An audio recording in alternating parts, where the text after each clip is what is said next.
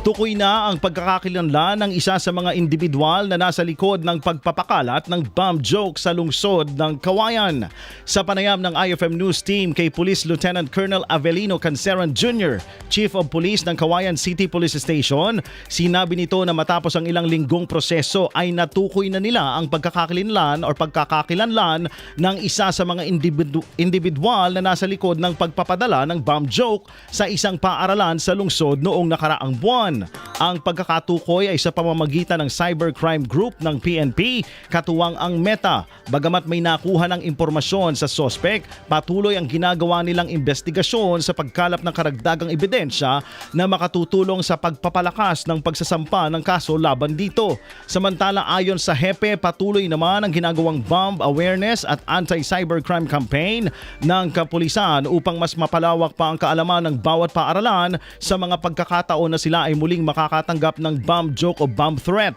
Sinabi rin ng HEPE na sakop rin ng lectures na kanilang isinasagawa ang mga paraan kung paano labanan ang iba't ibang klase ng cybercrime katulad ng cyberbullying.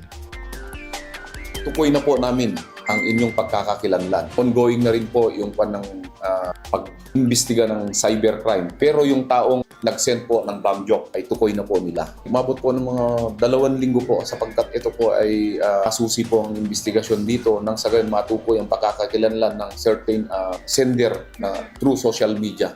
Based on the result dun sa binigay po ng Regional Anti-Cybercrime Unit at base na rin po sa bigay ng kanya ng Meta. This office is still gathering more evidence or conduct further validation nang sa gayon mahigit pang mapagtibay ang ebidensya laban po dun sa taong nagsesend po ng mga bomb joke. Natutuwa nga po sila sapagkat ang alam nila ay hindi nga matukoy.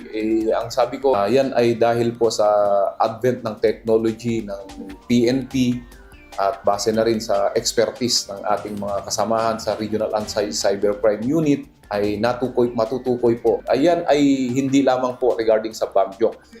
Also in relation to dun sa cybercrime, other cybercrime, cyberbullying through social media at pwede pong magamit yung lecture na iyon na naibigay po namin sa kanila. Kahit pag gumagamit pa sila ng dummy account yan, matutukoy po sila yan. Yan ang naging pahayag ni Police Lieutenant Colonel Avelino Canceran.